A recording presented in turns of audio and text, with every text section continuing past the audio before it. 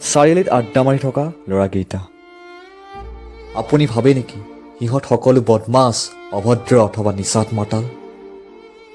আৰে বুকুখন চাই যাব এবাৰ সিহঁতৰ। সাগৰৰ দৰে বিশাল বুকু মৰমে ঘৰ সাজে সিহঁতৰ বুকু। আচলতে আপুনি ভবাৰ দৰে নহ'বও পাৰে কথাবোৰ।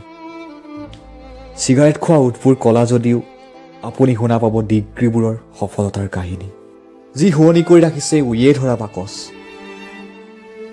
ৰঙা হৈ থকা চকুযোৰ দেখি নাভাবিব এয়া কোনো অচি ACRSৰ কামাল।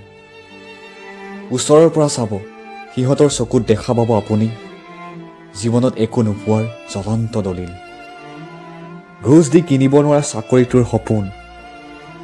আহিব সময় পালে এবাৰ আপুনিও, য'ত ৰৈ থাকে হাজাৰটা সপোন।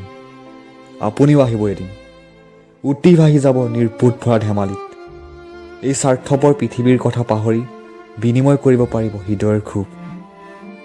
আহিব আপুনিও এদিন চাৰিআলিত আড্ডা মাৰিব।